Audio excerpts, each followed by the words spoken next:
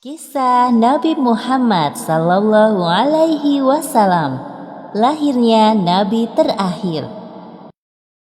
Ribuan tahun lalu, Mekkah hanyalah sebuah lembah di tengah padang pasir, tempat persinggahan para kafilah dagang yang kemudian diubah menjadi sebuah kota di masa kekuasaan Nabi Ismail alaihi salam. Kota Mekkah juga menjadi saksi atas lahirnya Khatamul Anbiya, penutup para nabi. Beliau adalah Muhammad bin Abdullah. Nenek moyang Nabi Muhammad bernama Hashim bin Abdul Manaf.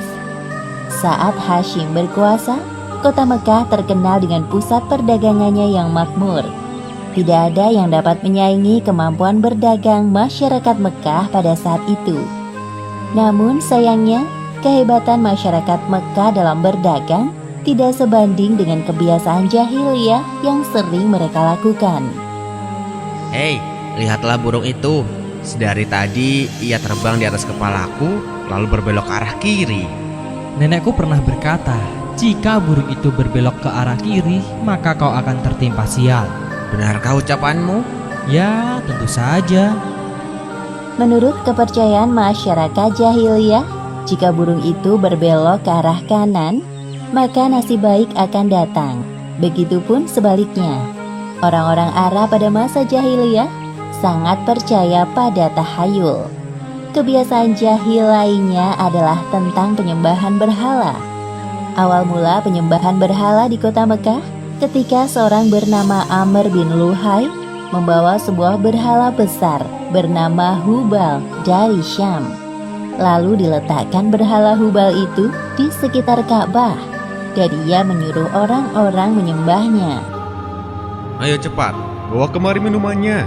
Kerongkonganku rasanya kering sekali. Sabarlah sebentar kawan.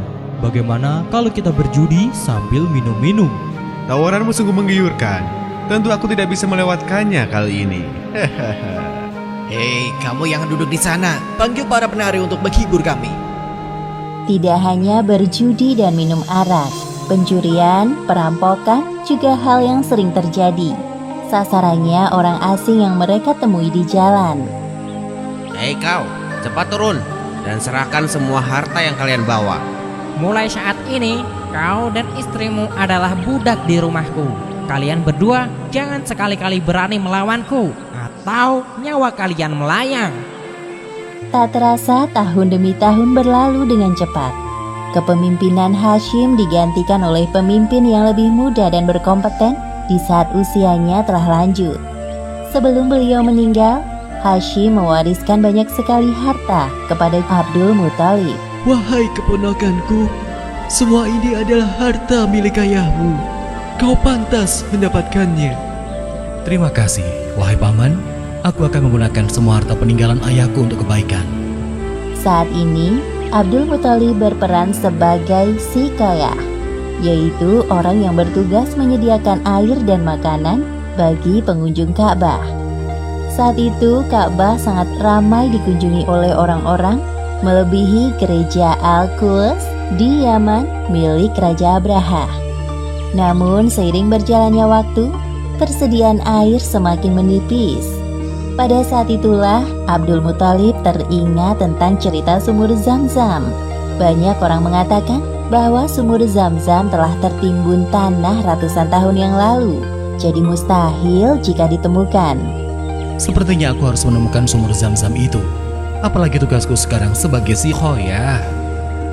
Kemudian beliau memanggil salah satu putranya yang bernama Harits. Wahai Harits, anakku, kemarilah. Dapatkah engkau menemaniku mencari sumur Zam-Zam yang telah tertimbun tanah ratusan tahun lamanya itu? Baiklah, dengan senang hati aku siap membantumu mencari sumur Zam-Zam itu, wahai ayah. Abdul Muthalib dan Harits berpencar dalam menggali di beberapa tempat, namun tidak ada hasil. Wahai ayah, apa mungkin sumur Zam-Zam benar-benar telah lenyap tertimbun tanah? Wahai anakku, kalau kita bersabar, Allah akan memudahkan pencarian kita. Orang-orang yang melihat perbuatan Abdul Muthalib dan Harits hanya bisa mencemooh. Wahai Abdul Muthalib, mengapa engkau mengerjakan perbuatan yang sia-sia? Sumur itu telah lama hilang tertimbun tanah. benar yang dikatakannya. Bukankah dahulu nenek moyang kita, Mudzas bin Amr pernah mencari tapi juga tidak berhasil? Sudahlah, biarkan saja dia. Lagi pula kita telah mengingatkannya. Abdul Muthalib terbangun dari tidurnya karena mendengar suara. Ia seperti mendapatkan petunjuk tentang keberadaan sumur Zam-Zam dalam tidurnya. Keesokan harinya, dengan penuh semangat, Abdul Muthalib dan Harits kembali menggali di antara berhala Isaf dan Naila. Tiba-tiba air memancar. Ayah, lihat, ada air. Alhamdulillah. Ayo Harits, gali terus. Sekarang, dengan diketemukannya sumur Zam-Zam, Abdul Muthalib tidak khawatir lagi untuk memenuhi persediaan air dan keperluan bagi pengunjung Ka'bah. Hari demi hari berlalu, Abdul Muthalib merasa kewalahan dalam mengemban tugasnya sebagai sikayah. Untuk itu beliau bernazar. Ya Tuhan, andai saja aku punya 10 anak laki-laki yang dapat membantuku, pekerjaan ini akan terasa lebih ringan.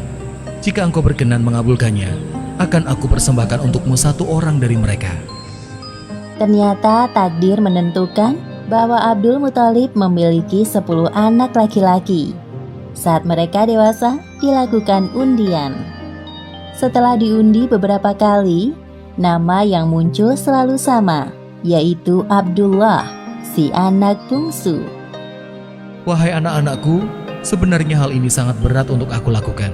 Tapi aku telah terlanjur bernazar. Sebenarnya tidak sampai hati, Abdul Muthalib mengatakan tentang nazarnya kala itu. Wahai saudaraku, jangan engkau lakukan itu. Batalkan nazarmu dan meminta ampunlah kepada Tuhan Hubal. Lalu apa yang harus aku persembahkan sebagai ganti dari Abdullah? Kalau engkau dapat menebusnya dengan harta, maka berikanlah itu kepada berhala agar mereka tetap berkenan kepadamu. Menurut kami, itu keputusan yang terbaik. Setelah melakukan perundingan cukup lama, diputuskan bahwa Abdul Muthalib harus menyerahkan 100 ekor unta sebagai ganti dari persembahan Abdullah. Abdullah adalah pemuda baik, sopan dan berwajah tampan. Banyak gadis-gadis Mekah yang tertarik dengannya, apalagi ketika mereka mendengar bahwa nyawa Abdullah setara dengan 100 ekor unta.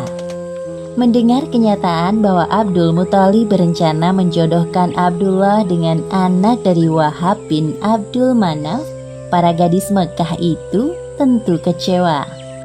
Allah Subhanahu wa Ta'ala telah menentukan jodoh Abdullah dengan Aminah, gadis yang memiliki nasab yang paling baik di kalangan suku Quraisy. Akhirnya mereka berdua menikah. Wahai istriku, musim semi telah tiba. Ini tandanya aku harus melakukan perjalanan dagang ke Syam. Pada saat itu, Aminah sedang hamil muda. Jika itu memang kewajibanmu, pergilah wahai suamiku. Meskipun sesungguhnya aku sangat berat untuk melepas kepergianmu. Simpan kekhawatiranmu, wahai istriku. Aku sekarang ini harus bekerja keras untuk calon bayi yang ada di dalam kandunganmu ini. Keesokan harinya, Abdullah berangkat bersama kafilah dagang yang lain. Aminah melepas kepergian suaminya dengan doa. Perjalanan dagang Abdullah berjalan lancar. Dalam perjalanan pulang, Abdullah singgah di Madinah untuk menemui sanak saudara dari ibunya. Ketika beristirahat, tiba-tiba Abdullah merasakan kesakitan dan merasa tidak sanggup melanjutkan perjalanan. Wahai kawanku, sepertinya aku tidak sanggup untuk melanjutkan perjalanan ke Mekah. Tolong sampaikan kabar tidak baik ini kepada ayahku. Baik, wahai Abdullah, aku akan menyampaikannya kepada Abdul Muthalib sesampainya di Mekah. Ketika berita itu sampai ke telinga Abdul Muthalib, beliau segera menyuruh anak sulungnya, Harits, untuk melihat kondisi Abdullah dan mengajaknya untuk pulang ke Mekah. Namun setibanya Harits di Madinah, Abdullah telah meninggal beberapa saat sebelum kau datang, wahai Harits. Inna lillahi wa inna ilaihi raji'un. Semua anggota keluarga Abdul Muthalib berduka mendengar kematian Abdullah. Tentu saja Aminah lebih berduka karena kehilangan suami yang sangat dicintainya. Wahai bayi yang ada dalam perutku, semoga kelak engkau tumbuh menjadi orang yang bermanfaat bagi sekitar, seperti mendiang ayahmu, walaupun kalian belum sempat bertemu. Abdullah meninggalkan warisan berupa beberapa hewan ternak dan seorang budak perempuan bernama Ummu Aiman. Pada tahun kelahiran bayi Muhammad, terjadi peristiwa penyerangan yang dahsyat oleh Raja Abrahah dari Yaman. Saat itu Mekah dipimpin oleh Abdul Muthalib. Raja Abrahah berniat untuk menghancurkan Ka'bah karena merasa iri dan tersaingi dengan kemasyhuran Ka'bah. Namun Allah Subhanahu wa Ta'ala menggagalkan penyerangan Abrahah beserta pasukan gajahnya. Tepatnya pada hari Senin, tanggal 12 Rabiul Awal tahun 571 Masehi, Aminah melahirkan bayinya. Seorang bayi laki-laki tampan dan bersinar terang. Semua keluarga besar bersuka cita dengan kelahiran Muhammad, seolah-olah Abdullah hadir kembali di tengah-tengah mereka. Kehadiranmu mengingatkan kepada ayahmu. Sungguh, memandang wajahmu mengingatkanku akan ayahmu, wahai cucuku. Dengan penuh sukacita, Abdul Muthalib menggendong cucunya untuk bertawaf di Ka'bah. Ya Allah, terima kasih atas hadiah terindah ini. Aku sangat bersyukur atas kelahiran bayi ini. Akan kuberi nama dia Muhammad. Setelah lewat 7 hari, Abdul Muthalib menyembelih unta sebagai ungkapan rasa syukur atas kelahiran bayi Muhammad. Wahai Abdul Muthalib, siapakah nama bayi ini? Aku memberinya nama Muhammad. Semoga kelak bayi ini menjadi orang yang terpuji dimanapun ia berada. Aminah memandang bayinya dengan perasaan bahagia, seperti doa yang selalu ia panjatkan. Allah Subhanahu wa Ta'ala telah menakdirkan Muhammad menjadi orang yang berpengaruh dalam mengubah sejarah dunia. Seperti yang disebutkan dalam Al-Quran, Surat Al-Anbiya ayat 107. Dan tiadalah kami mengutus kamu, Muhammad, melainkan untuk menjadi rahmat bagi semesta alam. Demikianlah akhir kisah lahirnya Nabi terakhir, Muhammad Sallallahu Alaihi Wasallam. Beberapa hikmah yang dapat kita ambil dari kisah ini, diantaranya, pertama, kesabaran dan niat baik dalam melakukan pekerjaan akan dimudahkan oleh Allah Subhanahu wa Ta'ala, seperti tekad kuat Abdul Muthalib dalam menemukan sumur Zam-Zam untuk memakmurkan Ka'bah. Kedua, jangan terlalu lama larut dalam kesedihan, karena semua yang bernyawa pasti mati dan digantikan dengan generasi baru, seperti kelahiran bayi Muhammad yang menjadi penyejuk hati bagi keluarganya setelah kematian Abdullah. Wallahu a'lam bishawab.